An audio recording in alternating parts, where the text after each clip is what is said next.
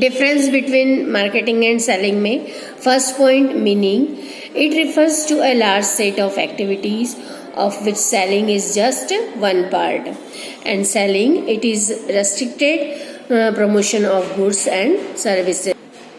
Meaning मतलब आशय, marketing का विपणन का आशय ये होगा कि जितनी भी हमारे बिजनेस की एक्टिविटीज़ हैं उनमें जो हमारे वस्तु के विचार से प्रारंभ होकर जिस वस्तु का हमें, जिस भी आइटम का जिसका हमें प्रोडक्शन करना है, सेल आउट करना है, उसका जब हम विचार करते हैं तो वहीं से मार्केटिंग का कार्य शुरू हो जाता है और सेल्स करते हैं उसके बाद तक यह कार्य चलता है.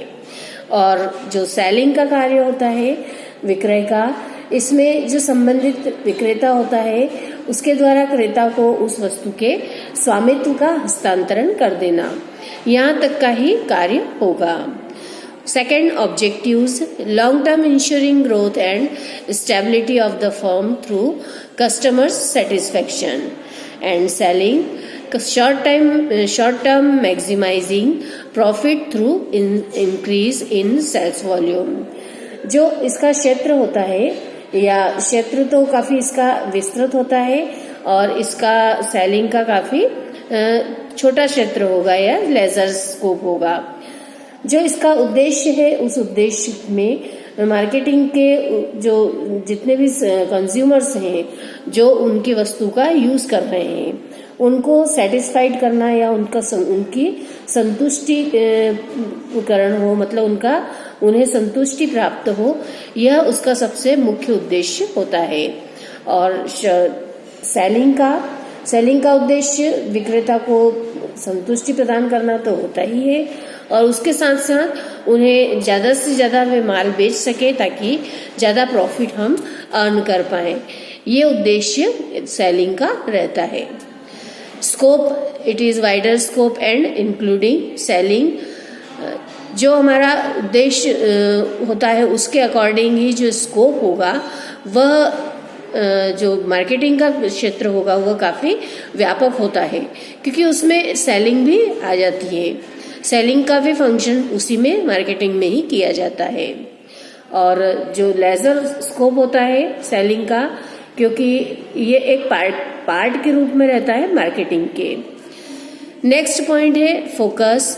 It's focus is external on customers need and selling its internal on sellers need to convert product into cash. Marketing बाह्य क्षेत्र में फोकस करता है, मतलब कितने कस्टमर्स हैं, उनकी क्या आवश्यकताएं हैं, उन्हें किस तरह से हम संतुष्टि दे सकें, इस बात पर मार्केटिंग में फोकस होता है. और सेलिंग का जो फोकस होगा वो इंटरनल होगा, मतलब कितनी उन्हें गुड्स की आवश्यकता है, जो उनके कंज्यूमर्स हैं, जो कस्टमर हैं, उनकी आवश्यकता की पूर्ति के साथ साथ बिजनेस में कैश में हम कितना प्रोडक्ट को कन्वर्ट कर सकते हैं, मतलब कितना सेल करें जिससे कि हमारे पास वापस कैश आ जाए, इस बात पर फोकस करते हैं. Next point, beginning and and. It begins before production and continue after sale. And selling, it begins after production and ends with sale. शुरुआत और अंत. मार्केटिंग की शुरुआत तभी होती है जब प्रोडक्शन स्टार्ट होता है और जब माल मतलब जो वस्तुएं हैं वो कंज्यूमर्स तक पहुंच जाती है, कस्टमर्स को सेटिस्फेक्शन हो जाता है, वहां तक भी इसका कार्य चलता है. एंड सेलिंग का, it begins after production.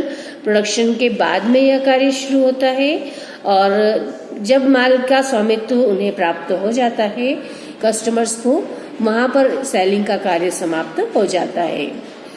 Next point, principles. The principles of caveat vendors applies, that is, let the seller beware. जो इसमें सेलिंग में है, the principle of buyers beware applies, that is, let the buyer beware. Marketing में कैवेट vendor का जो सिद्धांत है या प्रिंसिपल है वो फॉलो होता है. उसमें यह बताया जाता है कि सेलर बिवेयर रहे, मतलब सावधान रहें। जो माल बेचने वाला है उसे भी यह सावधानी रखनी है कि हम किस प्रकार का माल सेल आउट कर रहे हैं। और the principle of buyers behaviour, ये कैविट ने जो सेलिंग का जो सिद्धांत है उसमें क्रेता की सावधानी, मतलब जो परचेजर है जो क्रय कर रहा है उसे सावधान रहने के लिए सिद्धांत में बताया गया है। तो इस प्रकार से जो मार्केटिंग में विक्रेता की सावधानी का सिद्धांत और सेलिंग में क्रेता की सावधानी का सिद्धांत लागू होता है। Next, profit motive. It attracts highest importance to customers' satisfaction as a route to profit maximization, and selling it emphasizes profit maximization through maximization of sales। जो प्रॉफिट उद्देश्य मतलब जो लाभ कमाने का उद्देश्य होता है, यह उपभोक्ता की मार्केटिंग में उपभोक्ता की संतुष्टि से लाभ अर्जन करते हैं, मतलब मैक्सिमम प्रॉफिट अर्न करने के लिए तैयार रहते हैं। एंड सेलिंग में ज़्यादा से ज़्यादा गुड्स को सेल करके और फिर प्रॉफिट कमाने के लिए जोर दिया जाता है, मतलब जब प्रॉफिट हम अर्न करना है तो मैक्सिमम हम सेल भी कर सकें और मार्केटिंग में हम मैक्सिमम सेटिस्फेक्शन दे सकें अपने कस्टमर्स को। Next point, strategy. Marketing uses integrated marketing efforts involving strategies in respect of product promotion, pricing and physical distribution। And selling involves efforts like promotion and persuasion। Marketing के कार्य में strategy के through पूरी process जो होती है वो करवाई जाती है, जैसे प्रोडक्ट किस तरह से हम प्रिपेयर करेंगे, मीन्स किस तरह से हम प्रोडक्शन करेंगे, उसके प्रमोशन के लिए क्या क्या प्रयास किए जाएंगे, प्राइस किस तरह से रखी जाएगी, उसका फिजिकल डिस्ट्रीब्यूशन कैसे होगा, यह सब एक व्यू रचना तैयार करके और मार्केटिंग का कार्य किया जाता है। And selling involves effort. Selling के द्वारा यह बताया जाता है या सेलिंग में इस बात पर विशेष जोर दिया जाता है कि हम किस तरह से बहुत ज़्यादा अर्न कर लें, प्रॉफिट अर्न करें और हम हमारे गुड्स की किस तरह से प्रमोशन करें। तो इस प्रकार से जब हम मार्केटिंग का क्षेत्र देखते हैं तो उसमें काफ़ी सारी चीज़ें जो कि माल के प्रोडक्शन से लेकर के और कस्टमर्स के सेटिस्फेक्शन तक की जितनी भी प्रोसेस होती है वो सब इंक्लूड की जाती है। और सेलिंग में जो गुड्स को हमें सेल आउट करना है और उसके बाद उससे हमें मैक्सिमम प्रॉफिट अर्न करना है, इस बात पर बल दिया जाता है। Next, relation. It is related to customers satisfaction and selling it is related to physical transfer of product. संबंध जो मार्केटिंग का संबंध होता है कस्टमर्स के सेटिस्फेक्शन से और सेलिंग का जो रिलेशन होगा वो फिजिकल ट्रांसफर हम अपने गुड्स का कर दें और मैक्सिमम हम प्रॉफिट अर्न करें। तो इस प्रकार से ये जो डिफरेंस के जितने भी हमने पॉइंट्स देखे हैं, इन सभी पॉइंट्स में से जो भी आपको 6 पॉइंट बहुत अच्छे से समझ में आए हों, उन पॉइंट्स को आप अच्छे से लर्न कर लीजिए। इनके कंसेप्ट को आपको क्लियर रखना है और जब भी आपको लर्न करें तो उस लर्न करने की वीडियो भी बना लीजिए और वो वीडियो आप ग्रुप पर सेंड कीजिए या पर्सनली मुझे सेंड कीजिए। जितनी इनिशिएटिव लेकर के आप स्टडी अपनी करेंगे वो आपके इंटरनल मार्किंग को डिसाइड करने में काफ़ी हेल्पफुल होगा।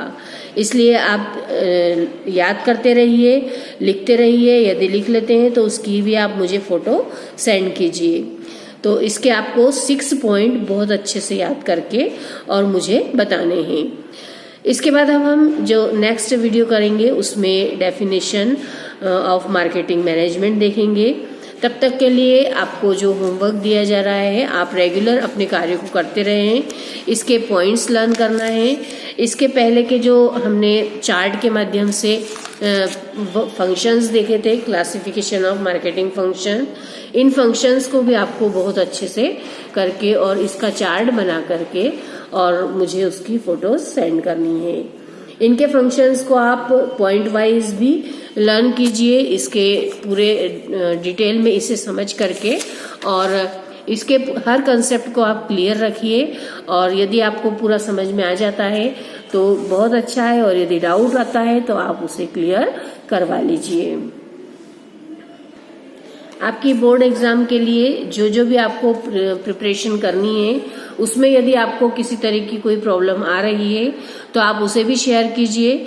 जो हमारे पास जितनी भी बुक्स आती है जो कि रेफरेंस की होती है, या परीक्षा बोध, या किसी भी तरह की ऐसी बुक्स जिसमें आपको क्वेश्चन से काफ़ी हेल्प मिलती है, यदि आपको इस तरह के कोई मटेरियल चाहिए, स्टडी मटेरियल, तो उसके लिए भी आप हमसे मैसेज दे करके या फिर फ़ोन कॉल करके या किसी भी तरह कांटेक्ट कीजिए, जिससे कि हम आपकी मदद करने के लिए हमेशा तैयार हैं, और हम आपके ज़्यादा नंबर आप अर्न कर सके उसके लिए प्रयास करते रहें।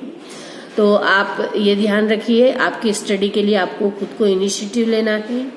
आप खुद यदि आप आगे होकर के और अपने लिए जो भी बेस्ट है वे तरीकों का यदि आप चयन करेंगे तो आपके जो रिजल्ट है उस पर काफ़ी प्रभाव पड़ेगा, और आप बोर्ड एग्जाम में अपना बहुत अच्छा बेस्ट दे पाएंगे।